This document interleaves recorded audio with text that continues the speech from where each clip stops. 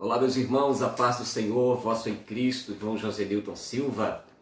É com muita alegria que eu vos recebo, é muita alegria que nós nos encontramos mais uma vez para mais uma das nossas transmissões ao vivo pela nossa página no Facebook, para nossos estudos bíblicos concernentes às nossas lições da Escola Bíblica Dominical. Desde já quero abraçar você, evangélico, não evangélico, você simpatizante da nossa fé, você que não seguidor de nenhuma religião, enfim, a todos queremos saudá-los com a paz do Senhor.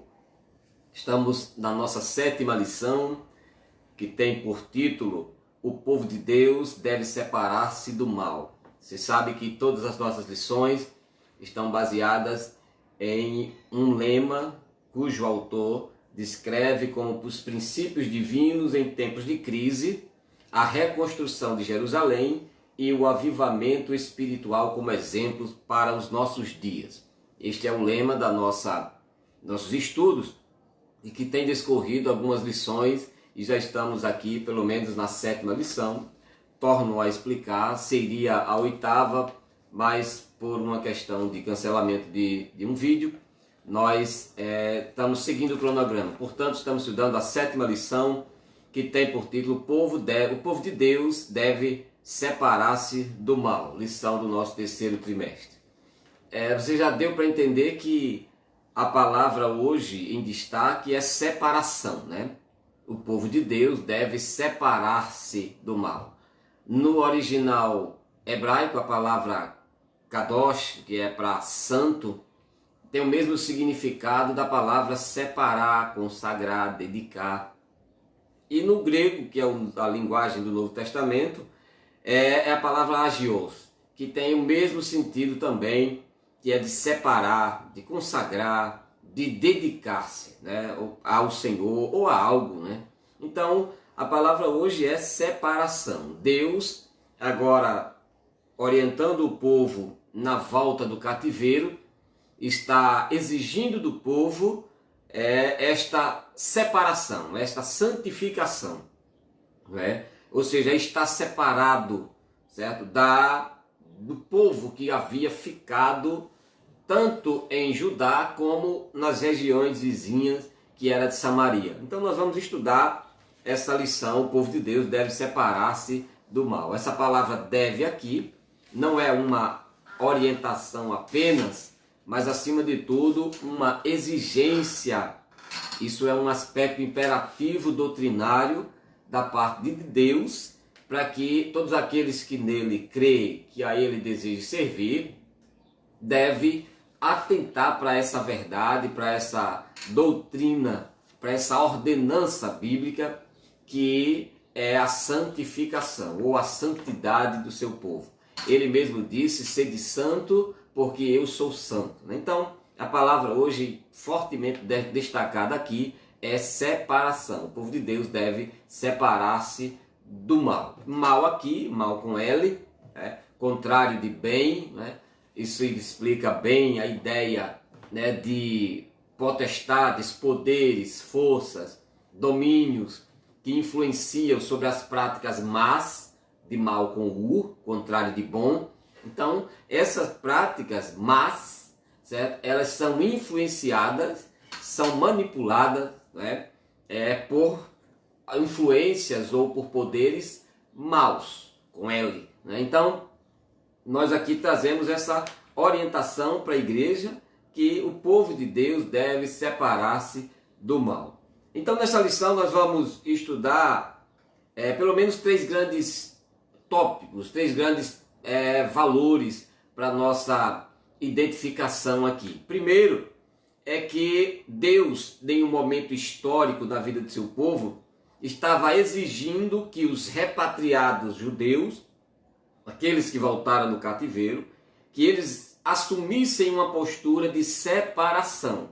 Você percebe que Deus ordena eles, exigem do seu povo, Deus exige do seu povo uma postura, certo, de separação dos samaritanos. Para quê? Para que eles não comprometessem a vida espiritual deles.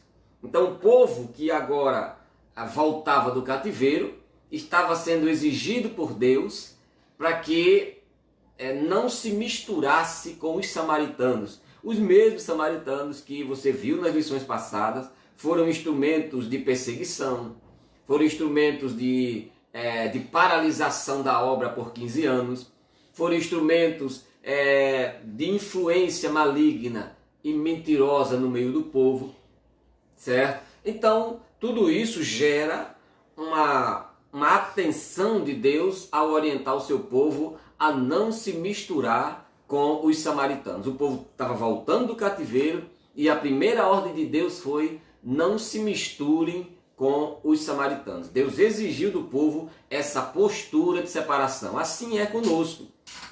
Deus, ele tem exigido a cada dia de nós essa postura, certo? Que marca um posicionamento e que nos identifica em uma posição. Você entendeu? Toda postura, ela marca um posicionamento, certo? E identifica uma posição. Quando você assume uma postura de santidade, de kadosh, de ágios, certo? Você, logicamente, se posiciona diante de valores, diante de princípios e diante de comportamentos, ideias, ideologias suas são outras. Então, ao assumir esse posicionamento, certo? Você automaticamente declara-se em uma posição. Ou seja, todos vão perceber que pela tua posição, através do teu posicionamento, e assim entender a tua postura. Certo? Então Deus exigiu isso do povo, que o povo assumisse a postura de separação dos outros povos, dos samaritanos que estavam lá. Por que isso dos samaritanos, se os samaritanos na verdade eram israelitas também? Se eles eram, vamos dizer, irmãos? Sim, de fato, mas aos samaritanos terem se submetido às intervenções mundanas, muitas nações invadiram Samaria e eles aceitaram os relacionamentos, tiveram filhos, geraram gerações. Isso, os judeus que foram sempre separados, nunca se misturaram com raças, nunca se envolveram com nenhum tipo de pessoas que não abraçavam a mesma fé, que não criam no mesmo Deus. Esses samaritanos fizeram o contrário. Enquanto os judeus guardaram a castidade da promessa feita em Abraão, da aliança feita em Davi, das profecias de Isaías, eles abraçavam a lei de Moisés e guardavam-se em santidade ali, buscando aguardar o tempo da vinda de Cristo. Os samaritanos fizeram o contrário. Aceitaram intervenções políticas, aceitaram intervenções de outras raças, de outras etnias, e com isso tornaram-se um povo miscigenado, com isso tornaram-se um povo pluralizado, com isso tornaram-se um povo sem identificação. Quem olhava dizia: é filho de um samaritano com um hebreu, é filho de um samaritano com uma outra raça. Então, isso fez com que Deus, em primeiro lugar, reprovasse essa união entre os judeus e os samaritanos, certo? Não é por acaso que quando Jesus encontrou uma mulher naquele poço, Jesus, ao pedir água, ela questionou porque dos judeus não falarem com os samaritanos. Você percebe que a frase da mulher é: por que me pede águas se os judeus não falam com os samaritanos? Então, a atitude de tomar uma postura, de assumir um posicionamento e de declarar-se em uma posição contrária às práticas dos samaritanos foi dos judeus. Os judeus assumiram essa postura de não se relacionar com os samaritanos, porque do comportamento deles, porque da adesão que eles tiveram a outras nações, a outro tipo de regra, certo? De segmento. Então os judeus fizeram o quê? Assumiram uma postura de separação, de kadosh. Assumiram uma postura de santificação, porque eles entendiam que eles não deveriam se misturar com outros povos. Então, para nós hoje, vale a mesma regra. Deus continua exigindo de nós uma postura que nos leva a um posicionamento e que nos declara uma posição. Mais do que nunca nesses dias, nós cristãos estamos sendo exigidos por cobranças singulares, por circunstâncias que nos rodeiam, por nuvem de testemunha espiritual que nos observa. Não falo de pessoas, eu estou falando aqui de anjos e de Deus, né? Então, está exigindo de nós essa postura, certo? Que nos leva a marcar um posicionamento, certo? Em voz, em atitudes, em obras, em pensamentos, e que nos transparece numa posição, em que todos vão ver que nós não nos misturamos com este mundo. Estamos nele, mas não somos dele, certo? Caminhamos ou peregrinamos nele, nesse mundo, mas não somos das coisas desse mundo. Portanto, como disse Paulo aos Romanos capítulo 12, nós não nos conformamos com este século, e a palavra século aqui é mundo quanto a sistema, quanto a obra, quanto ao pecado, mas somos a cada dia transformados pela renovação do nosso entendimento, para que só assim a gente entenda as exigências do Todo-Poderoso, certo? Compreendendo a sua boa, perfeita e agradável vontade, ofertando e oferecendo assim a Deus um culto racional, um culto inteligente, atribuindo ao tempo e morada do seu Espírito, que é o nosso corpo, certo? Um corpo vivo, santo e agradável a Deus. Então o Senhor está tratando aqui com o povo, em primeiro lugar, a não se misturar com os samaritanos. Deus exigiu que os judeus que estavam voltando do cativeiro, a lição hoje é: o povo de Deus deve separar-se do mal. Então Deus estava exigindo do povo, quando voltou do cativeiro, certo? A tomar uma postura de não se misturar com os samaritanos. Para quê? Para não comprometerem a sua santidade, ou a santidade do povo judeu. Segundo lugar, o que nós percebemos aqui? Que o que a Bíblia vai falar sobre a doutrina da santidade. É o que nós vamos estudar aqui, certo? Em segundo lugar, é sobre o que a Bíblia vai tratar, sobre a doutrina da santidade, certo? Santidade, palavra, é um termo de aplicabilidade como virtude daquele que é santo. Santo, todo aquele que está em Cristo Jesus, todo aquele que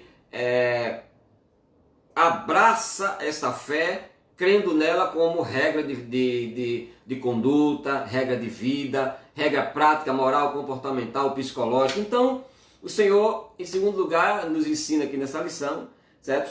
Nós vamos ver sobre a doutrina da santidade segundo a Bíblia. E terceiro, nós vamos perceber a necessidade do cristão de viver uma vida santa. Percebe aí a necessidade do crente de viver uma vida santa. Então não é uma opção, não é mais uma alternativa do cristão, certo? É uma necessidade.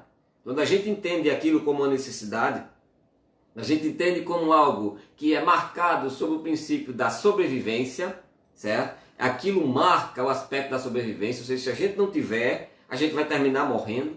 Ou seja, se a gente não agir separadamente do mundo, separadamente das coisas que pertencem à nossa própria natureza carnal, separadamente do sistema diabólico, que são os poderes desse mundo que nos aflige e nos oprime. Se a gente não buscar uma postura, um posicionamento e uma posição, nós vamos estar sem identidade. E muitos estão hoje nas igrejas, nas congregações, né? Mas sem ter essa postura, logo não tem um posicionamento marcado quanto à sua fé, logo os ventos de doutrina mudam a sua forma de agir, de pensar, certo? Não tem uma solidez, não tem uma solidificação na sua base da sua formação teológica, da sua formação religiosa. E quando eu falo formação teológica, não estou falando aqui de cursos acadêmicos, eu estou falando aqui de ideia acerca de Deus, relacionado com a sua palavra. Então, quando a gente não busca examinar as Escrituras, logo nós não temos conhecimento do poder de Deus e da sua vontade, disse Jesus: examinais as Escrituras, porque nelas vocês tendem o cuidado do poder de Deus, ou seja, vocês creem nisso, certo? Então, essas três verdades aqui: primeiro, Deus exige do seu povo, quando voltou do cativeiro, uma postura de santidade. Para quê? Para não se misturar com os samaritanos que tinham ficado, certo? Para não comprometer a sua santidade. Segundo, acerca da doutrina bíblica da santidade. E terceiro, porque essa necessidade do cristão viver uma vida santa, tá certo? Você que vai chegando, nós estamos introduzindo aqui a lição. Que Deus desde já vos abençoe, para a glória do nome do Senhor, ok? Então o objetivo geral da nossa lição qual é? Compreender que o relacionamento harmonioso com Deus exige a separação do pecado e do mundanismo. Você percebe que no objetivo geral da lição, o autor destaca que devemos compreender que no relacionamento ou na prática relacional ou nesse mútuo relacionamento de troca, de reciprocidade entre nós e Deus e o crente, que deve ser harmonioso. A ideia de harmonioso vem de harmonia, certo? Harmonia, certo? É uma palavra que não pertence ao nosso português, mas que tem a ideia daquilo que é puro em um relacionamento, aquilo que é perfeito em sincronismo, aquilo que é metódico e métrico, certo? Naquilo que nos dirige um ao outro, que nos compreende um ao outro, ou seja, uma família em harmonia, uma família que metricamente, uma família que sadiamente se correlaciona, certo? Que vive em um estado de amorosidade, não que não tenha os questionamentos, mas logo isso é suportado pelo aspecto harmoniosidade, que impera sobre tal família, sobre tal empresa, sobre a sociedade que vive numa harmonia. Então, nesse relacionamento harmonioso com Deus, exige-se separação de duas coisas, do pecado e do mundanismo. Pecado e mundanismo parecem ser a mesma coisa, mas não é.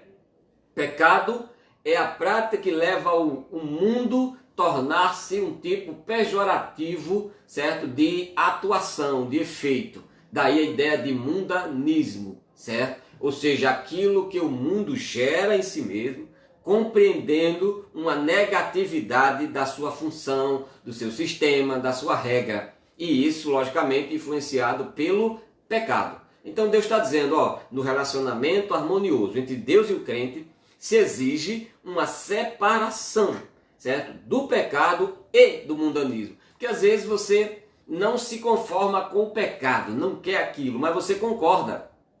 Então você está pensando mundanamente, certo? Às vezes eu não concordo, eu não faço tal coisa, mas no entanto eu digo, eu não tenho nada contra quem faz, né? Esse ditado é praxe, né? Na vida de muita gente, né? As pessoas olham e dizem, eu não faço isso, mas eu não tenho nada contra quem faz. Deve ter, meu filho, porque o pecado ele é marcado por três coisas por nossa parte. Primeiro, o protesto. Nós devemos protestar contra o pecado. E protestar, certo? É você reivindicar a dura força, energicamente, certo? Além do protesto, está a oposição ao pecado. Nós devemos nos opor a tudo aquilo que é pecado, certo? E além do protesto e oposição, está a declaração sobre o pecado. Aquilo que a gente entende sobre esse processo chamado de pecado. E tudo isso leva, certo, ao destino do pecador. Quanto ao pecador, a Bíblia nos ensina a amá-lo, a Bíblia nos ensina a suportá-lo, mas também ela nos ensina a repreendê-lo, a corrigi-lo, certo? A Bíblia também nos ensina a nos isentarmos da sua própria companhia. A Bíblia também nos ensina a deixar o convívio, certo? Se má companhia for, se não abraçar ou não crer na mesma doutrina. Jesus diz que aquele que não receber a doutrina, Paulo ensina que aquele que não ouvir e não abraçar a mesma doutrina que você, com estes ou a este não vos associeis. Então, se eu sou daquele que quero ser misericordioso, querendo até como uma forma de paulatinar, né, as nossas más ideias, querendo assim de repente burlar, né, uma imagem de que somos crentes, mas na verdade queremos dar um jeitinho para estar perto daquilo, né? Então aí a gente não vai conseguir jamais manter um relacionamento harmonioso se a gente não buscar separar-se tanto do pecado como daquilo que a gente porventura queira concordar na vida dos outros, mas de repente a gente não quer na nossa, né? Então é a mesma coisa, vai dar no pecado, vai dar na condenação, certo? Então o objetivo geral é esse da nossa lição, que tem por título: o povo de Deus deve separar-se do mal. Objetivos específicos: destacar que Deus não aceita a mistura do seu povo com o mundo. Deus não aceita o povo dele misturado com o mundo, certo? Um jovem crente namorando com uma jovem que não é crente, certo? De repente, um tipo de casamento de um crente com uma pessoa que não é crente. Então isso é mistura. E não apenas na questão sexual ou matrimonial, é na questão da sociedade amigável, no relacionamento social. Isso trata-se também da amizade, isso trata-se também da cumplicidade, isso trata da harmoniosidade entre o crente e o que não é, certo? Ah, pastor, o senhor está dizendo que nós não devemos ter amizade com a pessoa que não é crente? De jeito nenhum, certo? Você deve ter relacionamento com pessoas que não é crente, você deve buscar a sociedade, enfim, abraçar e compreendê-la no sentido de, certo, não se isentar, né? Até porque Paulo disse que para fazer isso precisava morrer. Paulo disse que se a gente não fosse viver com a prostituição, com essas coisas que no mundo acontecem, só saindo do mundo, Paulo disse. Como nós estamos aqui ainda, então nós temos que administrar isso. Como? Demarcando postura, posição e posicionamento, certo? Ou seja, postura, posicionamento e posição. Deus exige do seu povo, certo? Nessas amizades que não são crentes, no teu colega de trabalho que não é crente, no patrão que não é crente, enfim, certo? É você demarcar limites de postura, posicionamento e posição. Isso são valores inegociáveis.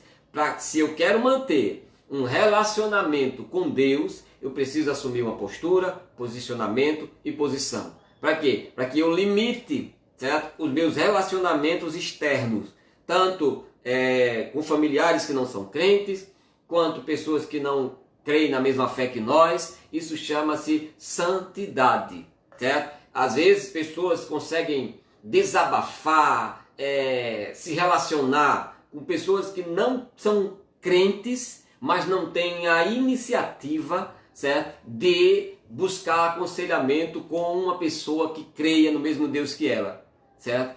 A pessoa vai, se desabafa, conversa com tudo que é tipo de gente, mas não chega para o seu pastor, não chega para um líder de mocidade, não vai para o líder das senhoras, das crianças, para se aconselhar. Então isso traz maldição, isso traz condenação, certo? Porque isso é um tipo de cumplicidade que a Bíblia não aprova. Ah, pastor, Deus não pode usar não aquela pessoa que não é crente para me abençoar? Pode, mas não é regra, certo? A regra, a sistemática da conduta cristã é se associar com aquele que crê, com aquele que tem o mesmo espírito que você, certo? Então, o primeiro objetivo é esse. O segundo é entender que Deus exige plena santidade do seu povo. Deus não exige santidade parcial. Deus não exige santidade fracionada. Ah, eu sou santo aqui, mas aqui não. Aqui eu sou de Deus, mas aqui eu já não. Aqui eu já tenho a minha ideia, eu já tenho uma certa sociedade com o outro lado. Não, isso não dá. Deus exige plena de máximo, daquilo que chegou ao limite. Deus exige plena santidade do seu povo. Não dá para ser uma santidade fracionada, fragmentada, não dá para ser uma santidade, certo, cabeçalha, não. Certo? Precisa ter uma plena santidade do seu povo. Foi isso que Deus exigiu do povo judeu quando estava voltando do cativeiro. Marquem uma postura, assumam a postura, o posicionamento e a posição de separado. A palavra hoje é separação. Ok? Estamos voltando de um cativeiro agora, estamos retomando as atividades e Deus exige de nós separação do pecado, separação do mundanismo, separação da religiosidade, separação dos rituais ilícitos, separação das condutas imorais, até em cultos, certo? Separação dos procedimentos que não condizem com a arte da doutrina cristã, separação daquilo que não corresponde com a vontade litúrgica de Deus, acerca da doutrina, certo? Que conduz o homem a uma perfeita adoração. Separação, certo? Dos más conselhos, das más orientações, das más companhias, daquele crente mesmo, que quando você estava lá, ao invés dele te aproximar de Deus, ele te aproximava da porta de saída da congregação, né? Separação daquele mau obreiro, conforme Paulo muito ensina, não, cuidado com os cães, né? Tem muitos cães no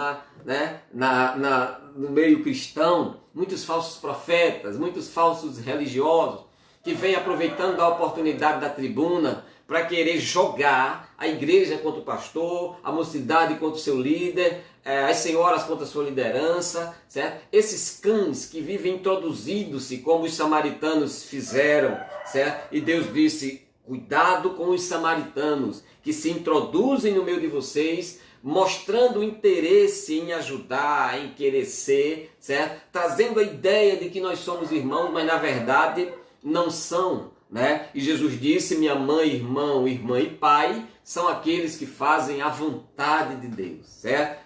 Então, a palavra é separação. Estamos voltando e Deus exige separação de tudo aquilo que a gente estava junto antes. Tudo aquilo que a gente estava próximo antes, o Senhor exige de nós uma separação, né? E terceiro, ressaltar que a santidade resulta em bênçãos para o povo de Deus. Uma coisa linda, né? Deus, ao exigir que só aceita um relacionamento harmonioso se o povo for sem mistura com nada.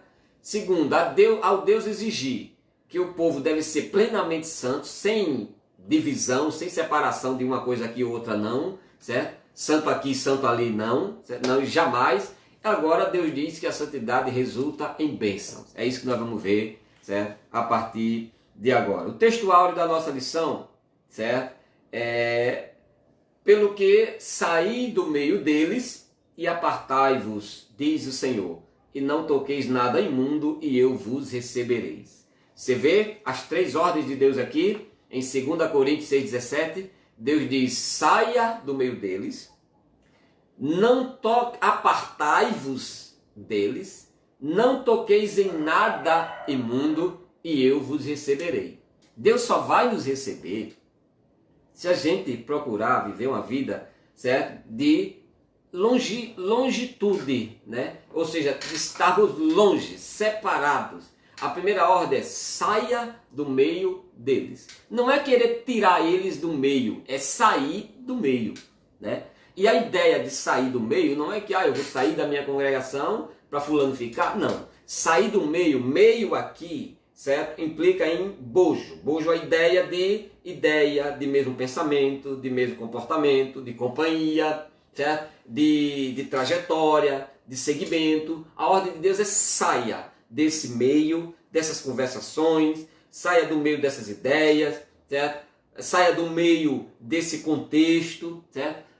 Isso não significa sair da congregação de jeito nenhum, a não ser que Deus esteja orientando, certo? Mas a ideia é saia do meio deles. A orientação de Paulo aqui aos Coríntios era justamente contra aqueles maus cristãos, aqueles maus obreiros, aquelas más influências que estavam existindo na igreja em Corinto, e Paulo estava dizendo para aquele povo, saia do meio deles. Simples. Não tente convencê-los, não tente abraçá-los, certo? Não. A forma é saia do meio deles, porque senão você vai terminar se contaminando, vai terminar se deixando influenciar, não tendo estrutura muitas vezes para discutir certos assuntos, certo? E vai terminar se deixando levar e dizendo, rapaz, será que não é isso mesmo? Eu estou errado mesmo, né? Então a orientação primeiro é Deus, a quem Deus recebe? A quem está constantemente saindo do meio desse tipo de pessoas, certo? Segundo, apartai-vos. Não apenas sair, mas é se apartar. Porque às vezes a gente sai de certo tipo de meio, mas ainda fica ligado, o cordão umbilical ainda fica ligado, a tomada ainda fica ligada, a extensão ainda está conectada, sabe? O Wi-Fi parece que ainda está recebendo o sinal completo dali. E a ordem de Deus é aparte-se. E a palavra apartar vem da palavra da parte, certo? Da parte da palavra apartar. Uma coisa ligada com a outra. Essa ideia de dar parte, quando se vai a uma autoridade, né? Não é você apresentar uma queixa, né? Contra aquilo que você perde. Você declarou que perdeu. Então, a palavra apartar significa partir, certo? Romper sobre a queixa de que não existe mais. A ordem de Deus é não apenas saia do meio deles, mas é aparte-se. Não tenha nenhum tipo de contato no sentido não de conversar, não é isso. No sentido de dar ouvidos, né? Alguma coisa de tipo aconselhamento, que às vezes a astúcia do inimigo é tamanha, como os samaritanos fizeram, que você já saiu do meio, agora está tentando se apartar, e a pessoa vem com uma ideia de me aconselhe aqui, me oriente aqui, para tentar te aproximar de novo e te trazer de novo para aquele meio negativo, né? Mas a ordem de Deus é, saia do meio deles, aparte-se deles, ou seja, não traga nada deles para você, certo? E terceiro, não toque em nada imundo. Foi isso que Paulo orienta a igreja em Corinto, certo? E a ordem de Deus para durante os cativeiros do seu povo era essa, né? Permaneçam em uma postura, posicionamento e posição. Ok? Então vamos lá, verdade prática. O mundanismo na igreja corrompe os bons costumes e extingue a santidade. O mundanismo na igreja, ou a prática do mundo concordante, né? Ou seja, toda a igreja não adero ou não faço tal tipo de coisa, mas eu estou aplaudindo e dando glória para quem faz. É um aspecto. Outro, estou na igreja, mas aceito as coisas que vêm de fora, sei que não condiz com a doutrina bíblica, mas ainda assim faço. Por quê? Por questão da conveniência, porque senão vou perder obreiro, vou perder membro do meu conjunto, certo? A mocidade não vai se agradar muito da minha decisão, certo? Você não foi chamado para agradar membro de conjunto, nem a ovelha nenhuma. Você foi chamado para zelar pela doutrina, você foi chamado para cuidar da moralidade humana, certo? E quando você cuida da integridade de um membro, certo? Vai doer nele, mas você está cuidando do aspecto moral e físico da vida dele, certo? Então não negocie esses valores, não negocie o cajado e a vara que está sobre a tua mão para que você exerça. Então esse mundanismo ele extingue, ele espia, né, a santidade do meio do povo. A leitura básica aqui da nossa lição, nós não lemos, como de costume, né? Não porque é perda de tempo ler a palavra de jeito nenhum, mas é só para a gente adiantar. Está em Êxodo capítulo 2, dos versículos 59 ao 62, capítulo 4, versículo 2 ao 3 e capítulo 6, do 2 ao 4. Certo? O ponto central que o autor destaca na nossa lição é a comunhão plena com Deus exige santidade. A comunhão plena com Deus exige santidade. A palavra comunhão, certo? É a junção daquilo que é comum com união. É uma união comum, é uma comunhão. Comunhão, entendeu? Comunhão, comunhão, certo? Aquilo que é comum em unidade, em reciprocidade, em harmoniosidade, em concordância. Isso é comunhão, certo? E a comunhão plena, de completa, sem resto, sem irrepreensível com Deus, ela exige, cobra de nós santidade, certo? Santidade, ou seja, separação do pecado e do mundanismo, certo? Esses dias eu li uma frase ontem de John MacArthur, é um escritor, inclusive tem uma Bíblia que ele escreveu e eu tenho um exemplar dela, e ele diz que desde que o pecado passou a ser visto como um demônio, certo? As pessoas acreditam que precisam ser libertas e não de arrependimento. Ou seja, pecado é o pecado, demônio é o demônio, certo? Satanás é uma coisa, o pecado é outra, certo? O Satanás atua sobre o efeito do pecado. Então, por as pessoas entenderem que o pecado é um demônio, certo? Agora vão clamar ou repreender em um ato de libertação daquilo, quando na verdade eles precisam ser libertos da incredulidade, da ignorância, certo? E da rebeldia, trazendo assim o arrependimento e o conhecimento da verdade. E essa verdade nos libertará, certo? Então, a introdução que nós vemos aqui, certo? O primeiro tópico da nossa lição. Somente os judeus retornariam a Judá. Somente os judeus, a ordem de Deus, retornariam a Judá. para uma pessoa ser considerada apta para fazer do grupo, certo? Para fazer parte, que iria transferir-se para Jerusalém, exigia-se que desse povo fosse da sua linhagem judaica e fosse aprovado, né, para voltar a Jerusalém. Então a história de Israel registra uma amarga experiência neste sentido, porque o povo judeu, quando foi para o cativeiro babilônico, eles não viveram lá juntos, eles viveram espalhados. Daniel foi para a corte, Ananias, Misael e Azarias, certo? Que mais tarde receberam o nome de Sadraque, Mesaque e Abidênego, por indicação de Daniel, foram postos em uma posição de governantes lá no meio, sobre os adivinhos, né? Foram para outro lugar, certo? Outros nasceram em cativeiro, como o próprio Neemias mesmo foi trabalhar na corte de Artaxerxes. Pessoas que foram habitar em Babilônia e moraram em lugares distantes dentro do reino. Então, ao voltar, o povo se readaptou a estarem juntos. O povo se readaptou agora, precisou trazer à memória tudo aquilo que unia, tudo aquilo que elucidava, todo um elo, todo um ciclo de amizade, de relacionamento, com base em um só aspecto, que era a vontade de Deus. Então o povo sentiu uma certa dificuldade quando retornou, certo? No sentido de reunificação, certo? Por isso que Deus cobrou que eles se separassem dos samaritanos, porque lá em Babilônia eles viveram separados entre si e muito juntos dos babilônicos. A prova é que o próprio Esdras, certo? Induziu a cultuar a Deus em uma das sinagogas babilônicas, ou seja, que era uma das tendas que existia em Babilônia, para se cultuar e se aprender culturas e doutrinas dos deuses babilônicos. Então Esdras trouxe essa ideia para Jerusalém.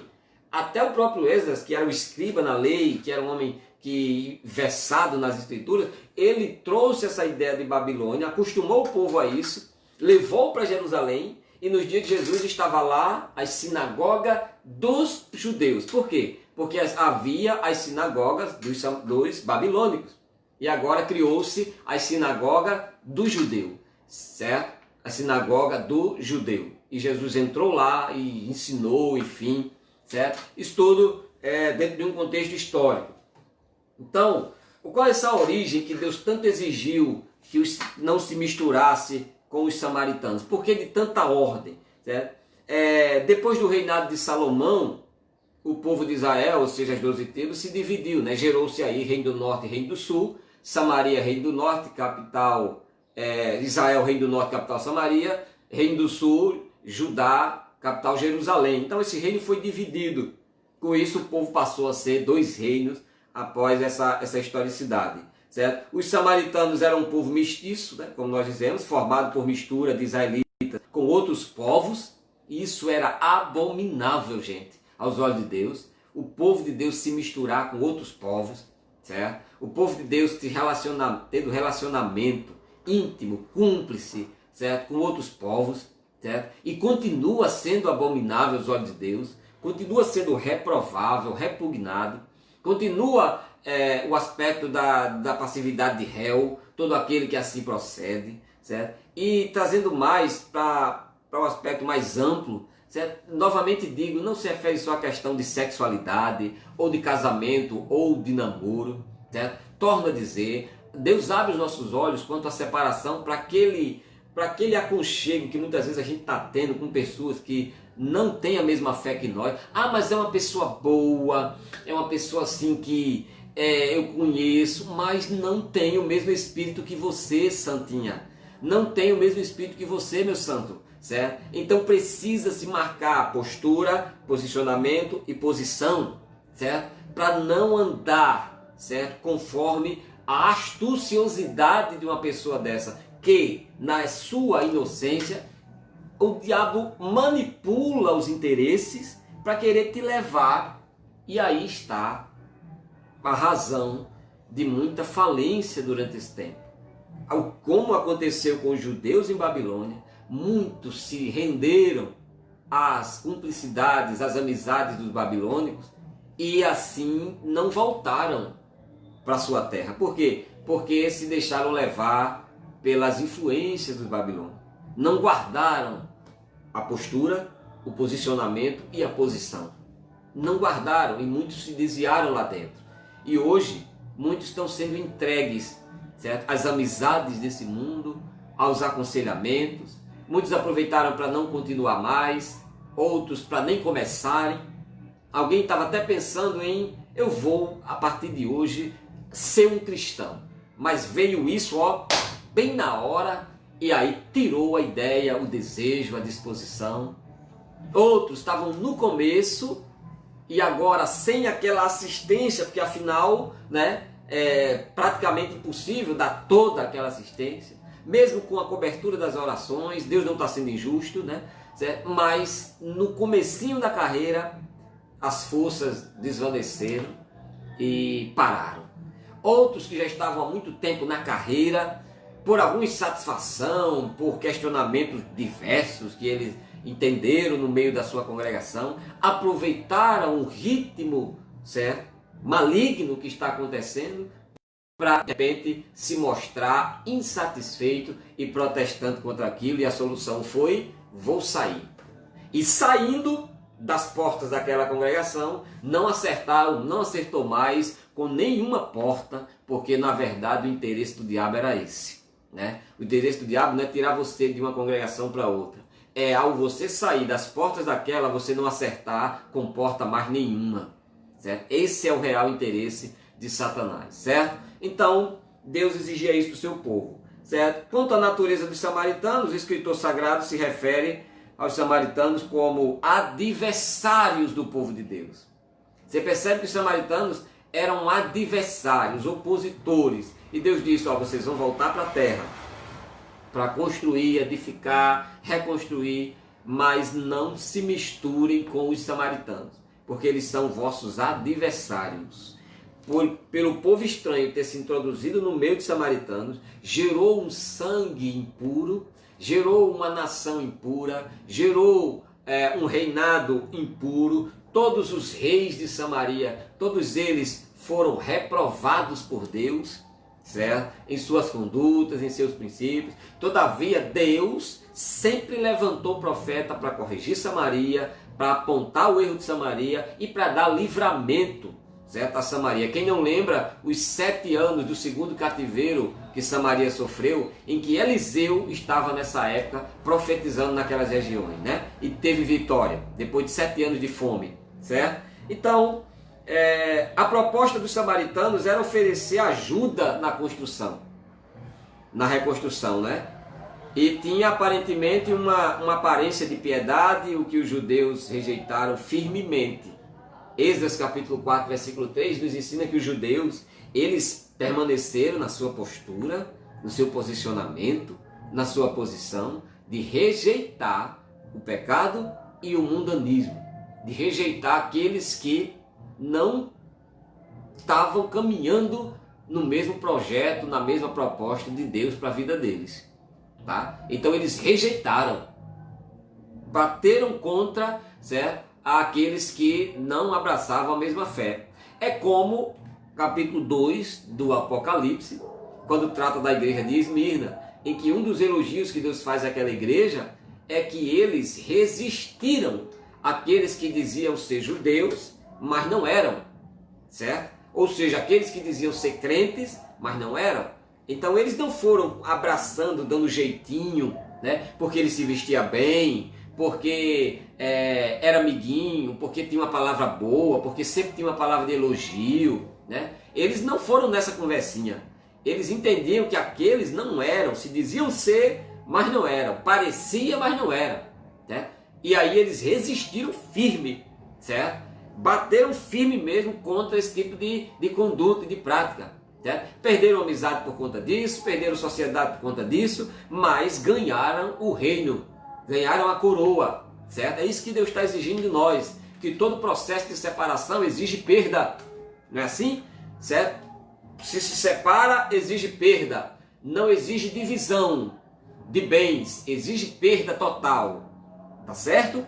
Eu vou explicar. Por exemplo, num casamento se separa a comunhão parcial de bens, né? Mas aqui, se Deus está vendo que o relacionamento que estamos tendo não condiz com a sua vontade, é perda, não é divisão. Ou seja, eu não vou deixar meu para ele e nem vou tirar dele e levar para mim. Não, certo? Eu levo tudo o que é meu e deixo tudo que é daquela pessoa, certo? Sem nenhum tipo de sociedade, de herança, certo? Porque não condiz a mesma prática cristã, certo? Então, separação Deus exige de nós daquilo que é pecado, daquilo que é mundanismo, certo? Se aquele jovem que andava com você, se aquele obreiro que andava com você tem apresentado más condutas, aí é 2 Tessalonicenses 5:17, a partir do 14, né?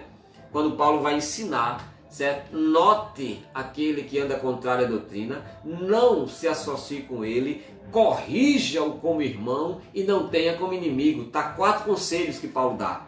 Note ele, perceba, não vos associe, não tente se chegar para manter sociedade, certo? Não tente querer, certo? Certo? Não, certo? Aí ele diz, corrija-o como irmão, vá lá e diga, você está errado, certo? Você é um crente, certo? Você tem conduta de cristão, precisa ter conduta de cristão e não tenha como inimigo. Não faça como alguns que quando a pessoa se afasta, passa na rua, parece que é um membro de uma facção, certo? De outra rival, não fala, não cumprimenta, certo? Não abraça, agora ficou totalmente avesso, né? Não faça isso, certo?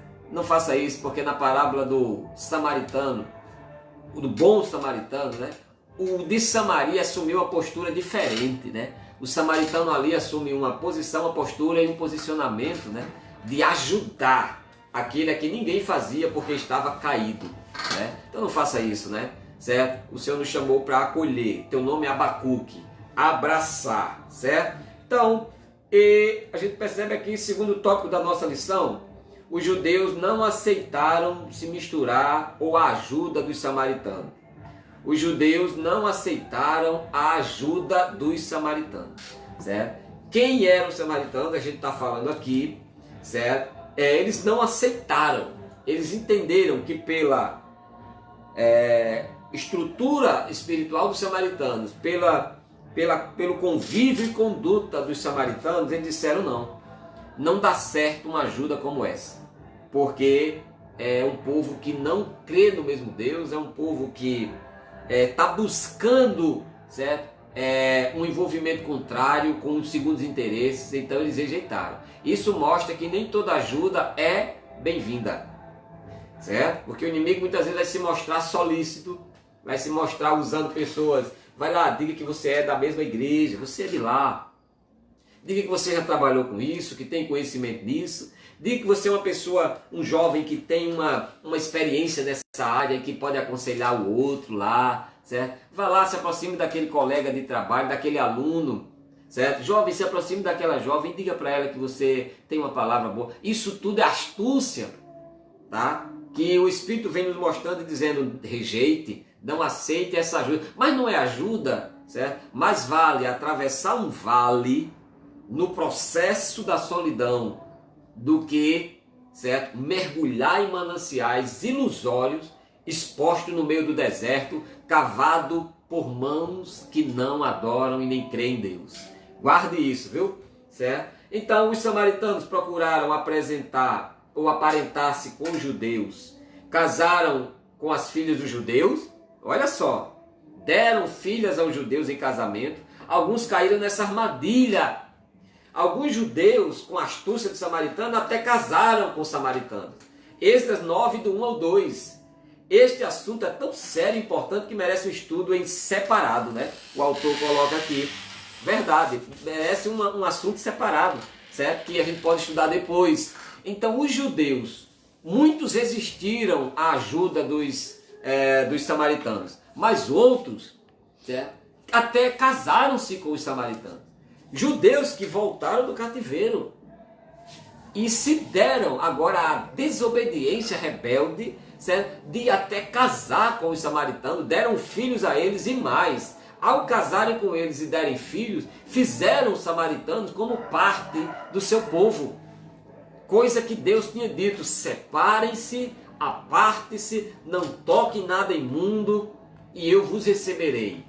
coisa que Deus disse marquem uma postura, assumam uma postura, marquem uma posição e tenham um posicionamento de não se misturar com os samaritanos. Alguns até casaram, não só aceitaram os samaritanos no meio deles, como também deram-se em casamento, tiveram filhos e filhas. E os samaritanos tornaram-se inimigos do povo judeu, né? Foi o resultado que tiveram.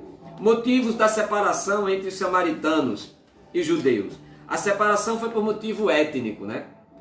Por que, irmão, os judeus viviam nessa separação dos samaritanos? Motivos étnicos. O que é etnia? Etnia compreende a um indivíduo ou uma coletividade de indivíduos que fazem parte de um meio que, por sua diferença sociocultural, se mostra diferente de outros, certo? Então, a linguagem, a cultura, as vestes marcam as características étnicas de um povo para outro. Os samaritanos tinham o seu costume de se vestir, os samaritanos tinham seus costumes de cultuar, de festas, e os judeus tinham outros. Tá? Isso aqui é um grande perigo, porque os samaritanos estão querendo se introduzir na igreja dos judeus. Os samaritanos hoje estão querendo trazer modinhas para dentro da congregação dos judeus verdadeiros. Traduzindo, querem trazer para dentro da tua congregação costumes, metodologias, pedagogias que não correspondem aos bons costumes da doutrina bíblica. Tá? Não correspondem às boas orientações, às práticas cristãs. Então os samaritanos, eles queriam introduzir os seus costumes no meio do povo judeu, né? Então, era dos motivos da separação, foi essa. Outro aspecto da separação foi os motivos religiosos, certo? Em segundo lugar, os judeus não se davam com os samaritanos por causa da diferença do aspecto religioso. De fato, depois da queda, Samaria se envolveu com uma mistura de paganismo, uma mistura de deuses estranhos, uma mistura de adoração, de filosofia de culto. Então os judeus perceberam e disseram: não, eu não aprendi a cultuar assim não. O Senhor não me deu 613 mandamentos para que eu pudesse praticá-lo dessa maneira aí, não. O Senhor não estabeleceu 7 festas anuais para que eu realize os meus rituais dessa forma prostituta que Samaria está realizando, não. O Senhor não me tirou do Egito, os meus pais, e não me fez caminhar 40 anos no deserto, me ensinando leis morais, cívicas, religiosas, culturais, leis cerimoniais, para que de repente eu venha a me influenciar por essas práticas de cultos normativos, certo? Práticas de cultos neopentecostais, práticas de cultos falsamente ortodoxo ou tradicionalista extremo, certo? E agora quer introduzir dentro da congregação essas maneiras de culto. Resiste a esse tipo de coisa, pastor.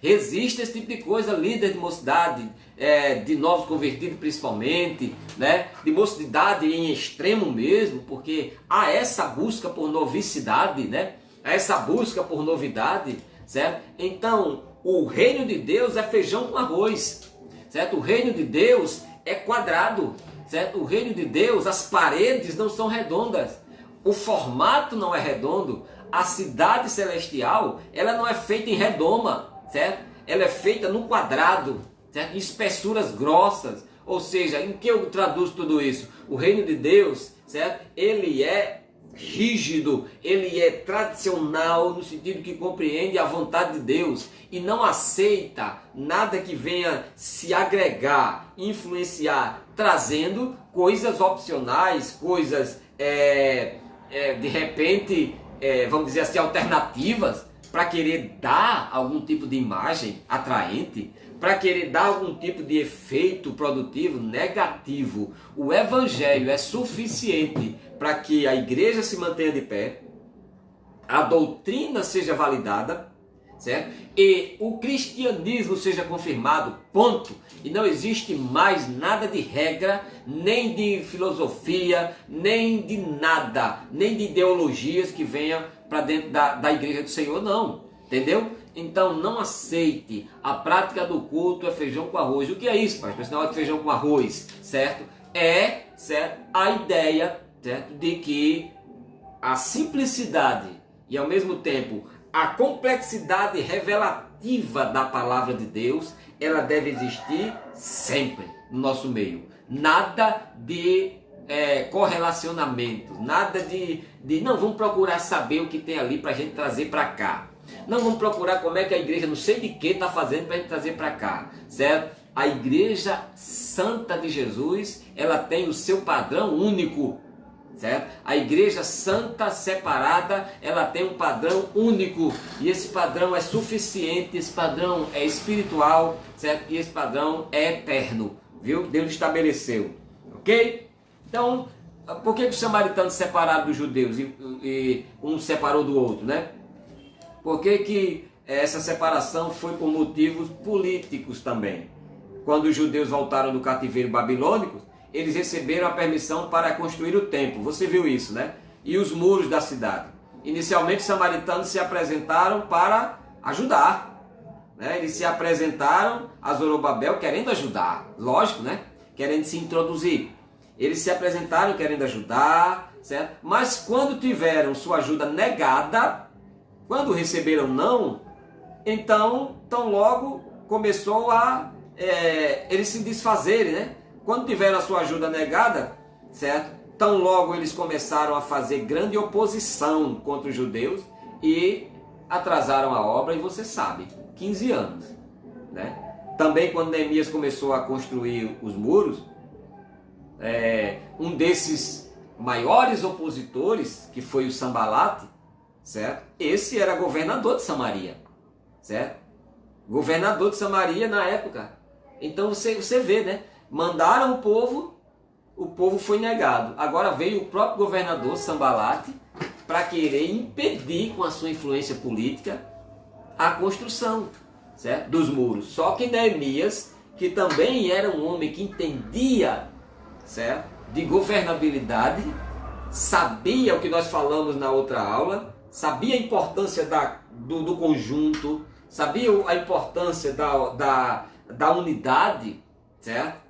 Entre os judeus, para trabalharem juntos. Neemias não se deixou levar por isso, a ponto de por 4 vezes questionarem o porquê que Neemias não parava, e ele por 4 vezes deu a mesma resposta: estou numa grande obra e portanto não posso parar.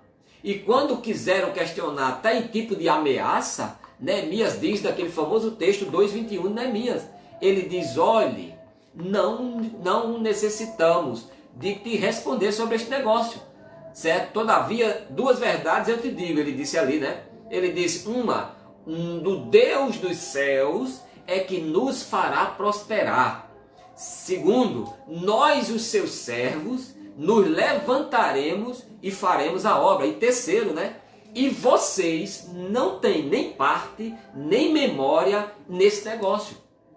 Entendeu? Então, tá aí os samaritanos, por questões, quiseram usar da influência política para se introduzir no meio do povo judeu, mas o povo vinha com uma ideia: não se misturem com o mundanismo.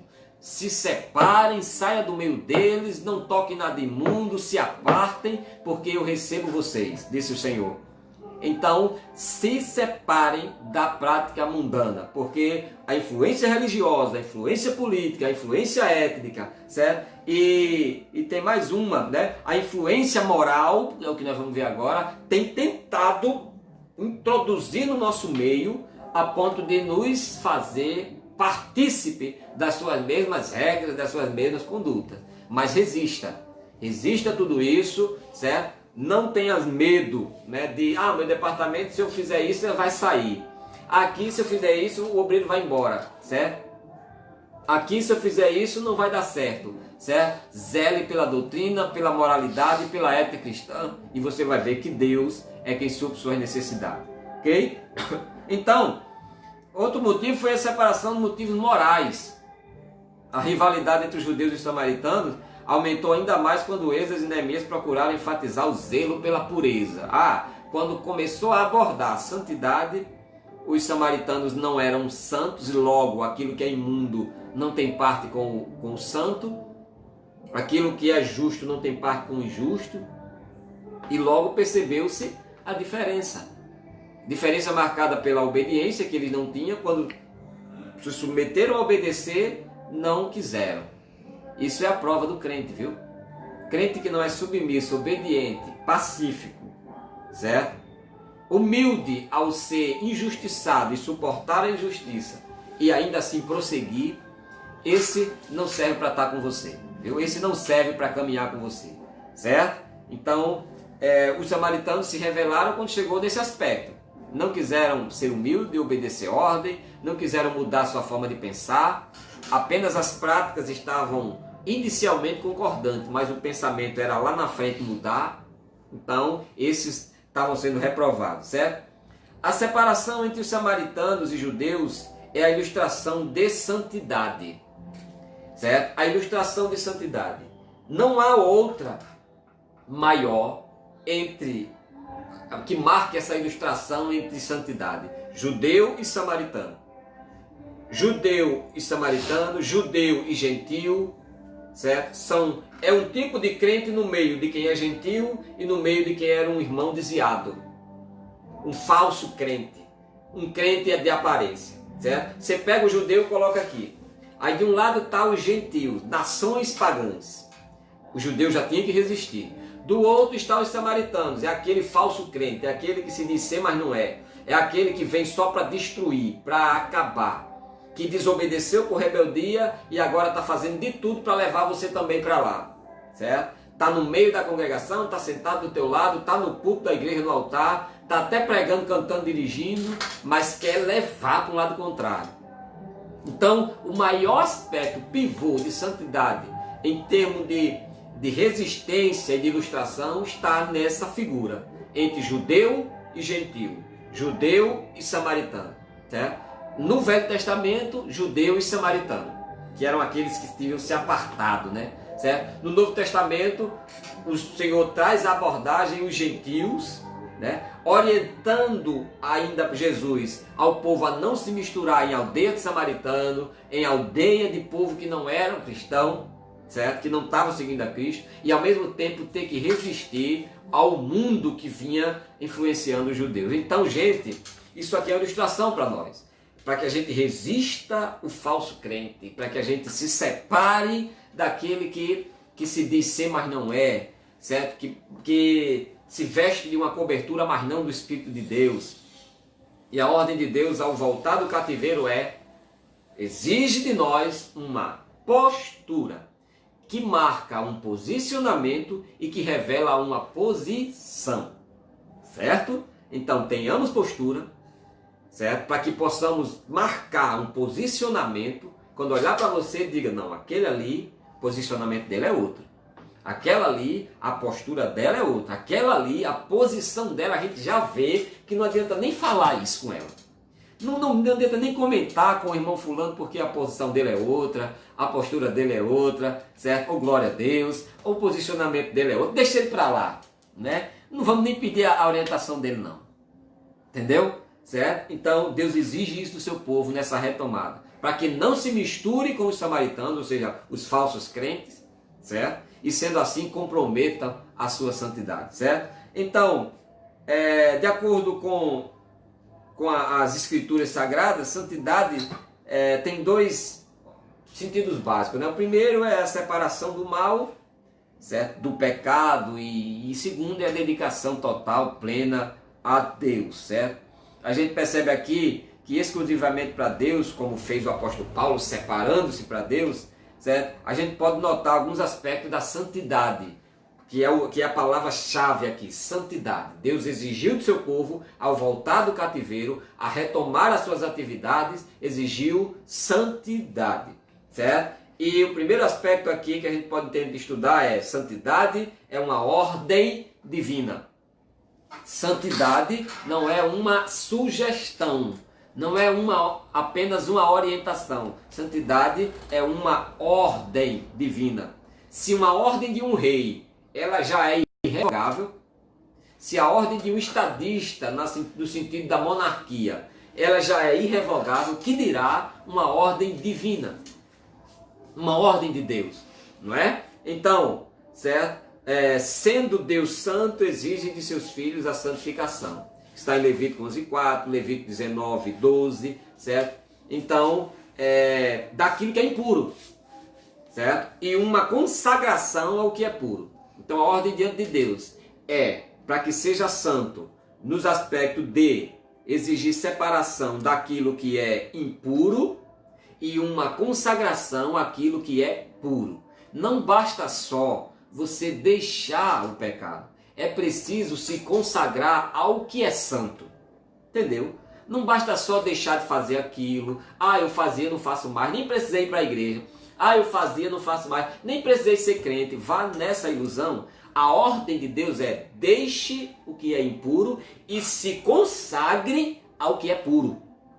A ordem da santidade é essa: é se separar do que é impuro e se consagrar ao que é puro. Deixar o pecado e se chegar a Deus. Deixar o pecado e se aproximar de Jesus. Deixar o pecado e viver uma nova vida. Não é apenas deixar e ficar ali, certo? Em paralelo com aquilo, certo? Mesmo que não pratique, mas anda junto. É a mesma coisa ou até pior, porque vive uma vida de hipocrisia, certo? Então, a santidade é uma ordem divina, significa ser semelhante a Deus, dedicado a Deus e viver para agradar a Deus. Significa ser dedicado a Deus, viver para Deus e semelhante a Deus. O santo, ele é semelhante a Deus, dedicado a Deus e, como está escrito aqui, certo? É separado para Deus. É isso que implica na santidade, certo? É semelhante a Deus, dedicado a Deus e separado para Deus. É isso que mostra aqui a ideia de santidade, né? Quando a gente estuda como ordem divina. Semelhante a Deus, ser dedicado a Deus e viver para agradar a Deus. Não basta só separar do impuro, é preciso ser consagrado ao que é puro. Segundo lugar, a santidade é separação, né? A palavra descritiva da natureza divina é santidade, né? Deus é descrito pelo que é santo. Ele é descrito pelo que é santo. Santo, santo, santo. Não é? Deus. E todos aqueles que estão nele são santificados nele, pela palavra dele e pela vontade dele. Enquanto estivermos nele, na palavra dele e obedecendo à vontade dele, estamos na condição de santo, que é justamente nos leva a uma situação de santificado, para que assim a gente possa ser reaceito por ele na ideia ou na imagem de justo, certo? Ou aquele que está justificado das suas culpas, certo? Então, santidade é consagração. Santidade é uma ordem, santidade é ser separado, santidade é consagração. No sentido de viver uma vida santa e justa, em conformidade com a palavra de Deus e dedicada a serviço divino. O cristão passa a viver em busca da remoção de qualquer impureza que lhe impossibilite de ter uma vida de santidade, de separação, de adoração e de serviço ao Senhor, certo? Marcado por isto, por esse discernimento, certo? O cristão ele passa a viver uma vida de constante busca por ser sagrado a Deus junto a um propósito de não lhe impedir, né, de buscar uma vida com Deus, certo? Ele busca essa prática a todo momento, certo? Que lhe traz, certo? Esse aspecto que lhe mostra pureza, a ponto de buscar remover tudo aquilo que lhe traz impureza. Ou seja, é o que a Bíblia diz, Hebreus capítulo 12, versículo 1 e 2, deixando de lado todo o pecado que de perto nos rodeia, de todo o embaraço, né? Corramos a carreira que nos está proposta, olhando para Jesus, autor e consumador da nossa fé, certo? Então, santidade é consagração, é ser separado do que é impuro e consagrado ao que é puro, removendo de nós tudo aquilo que nos impossibilita a uma vida de dedicação, de serviço e de obediência a Deus. Dedicação, serviço e obediência a Deus, tá certo? E em quarto lugar, a santidade é dedicação propriamente dita, né? Santificação inclui a separação de com dedicação a. Olha as preposições, né? Santidade implica certo? Uma separação de e uma consagração a, né? Separado de, disso, daquilo e daquilo. Consagrado a Deus, consagrado à sua palavra, consagrado à igreja, certo? Escute isso que eu vou lhe dizer. O termo consagração significa separado para um propósito. A gente consagra a nossa vida não apenas a Deus, para o propósito de Deus, mas consagrado à família, consagrado à igreja, certo? Esses 3 níveis de consagração o cristão deve obedecer: consagrado a Deus, consagrado à família e consagrado à igreja, certo? E se consagração implica em dedicação, serviço, certo? E obediência, é dedicado, serviço e obediência a Deus, dedicado, serviço e obediência à família, dedicado, serviço e obediência à igreja, certo?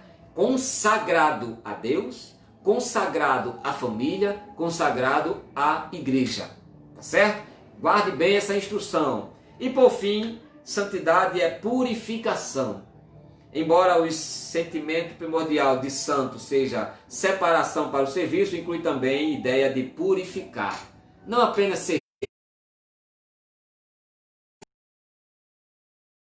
obedecer, mas purificar-se. Ausência de toda e qualquer mistura, ausência de toda e qualquer influência que venha a manchar, a macular, né? Certo? Desde macular Deus em nós, a família em nós, a igreja em nós, a gente remove todas essas manchas, certo? E se purifica das más obras, como está escrito, né? Purificando-vos das más obras. Paulo chega a dizer a Timóteo, certo? 2 Timóteo capítulo 2, né? A partir do versículo 14, se eu não me engano, ele vai dizer a Timóteo: Timóteo, em uma grande casa há muitos vasos, de sorte que há muitos vasos para desonra e outros para honra. Se você se purificar destas coisas, você será vaso de honra, pronto para toda boa obra, útil ao seu possuidor e vaso santificado. Olha só o que Paulo dá a Timóteo. Timóteo tem vasos de honra dentro da casa e também tem vasos de desonra. Tem crentes de verdade e também tem falsos. De sorte, Timóteo, que se você se consagrar aos princípios de Deus, da família e da igreja, de forma santa, de sorte que se você se purificar dessas más obras, você será vaso, não de desonra, mas vaso para honra. Segundo, vaso santificado ou purificado, certo? Terceiro, vaso útil ao seu possuidor. E quarto, vaso preparado para toda boa obra. Isso é uma palavra maravilhosa, né? Certo? Então purifique-se e você será vaso com essas 4 características. Paulo estava orientando a um pastor jovem, a Timóteo, dizendo: Timóteo, se purifique dessas más coisas, porque tem vaso de honra, mas também tem vaso para desonra, certo? Então a gente segue para o final da nossa lição, mostrando aqui, por conclusão, que para o cristão cuja vida é consagrada a Deus, a divisão entre secular e sagrado é algo essencial. Eu disse outra vez aqui que para o cristão não existe essa ideia de secular e religioso, ou secular e sagrado. Para o cristão, toda a vida dele, todo o contexto dele tem que ser visto como sagrado. O que é uma coisa sagrada? Uma coisa sagrada é uma coisa santificada por Deus. É uma coisa purificada por Deus. É uma coisa trabalhada por Deus, certo? Não é porque o contexto social que você vive é marcado por corrupção de pessoas, por imoralidade, que essas pessoas não foram sagradas a Ele. Não é isso, Ele não fez essas pessoas abomináveis a Ele, certo? Pelo contrário, Ele veio morrer por essas pessoas e Ele quer salvar essas pessoas. Então, quando a gente faz divisão entre aquilo que é secular, século, mundo, certo? Tempo, né? Não tem nada a ver secular com pecado. A palavra secular envolve se há um tempo, certo? Trajetória de tempo, certo? Que compreende a um espaço físico e natural, certo? é o que é secular. E sagrado entende-se aquilo que é separado para Deus, certo? Aquilo que foi idealizado por Deus para o seu serviço. Então, quando a gente faz essa separação, a gente começa a ter duas identidades. A gente começa a ser sagrado dentro da igreja e secular no mundo. A gente começa a ser sagrado dentro da igreja, separado para o serviço de Deus, e quando vai para o meio secular, a gente começa a mudar, solta a franga mesmo, né? Certo? E começa a ser outra criatura. Né? Por quê? Porque está se fazendo divisão entre um aspecto e outro, entre um ambiente e outro. Mas para o cristão, certo? O trabalho dele é um âmbito de culto. Para o cristão, certo? O meio em que ele vive pode ser o mais profano. Ele faz desse lugar um lugar em que ele erga lá um altar, certo? E cultue a Deus naquele lugar, entendendo e profetizando e orando, certo? E declarando que aquele lugar, certo? É um lugar sagrado a Deus. Se não era, ele passa a consagrar a Deus aquele lugar e diz: Senhor, a porta do meu emprego foi o Senhor que abriu, é sagrada ao Senhor. Tem nada de secular aqui, certo? É secular porque pertence a esse mundo, ainda está aqui. Mas é o Senhor quem é dono disso aqui, quem manda nisso aqui, quem reina nisso aqui. Ok? Então, gente do céu, a gente termina aqui a nossa lição de hoje, certo? Em que os judeus voltaram do cativeiro para sua terra e a exigência de Deus foi: não se misturem com os samaritanos, ou seja, os falsos irmãos. Não se misturem com os que se dizem ser e não são. Não se misturem com aqueles que querem vir ajudar, mas na verdade vão querer destruir.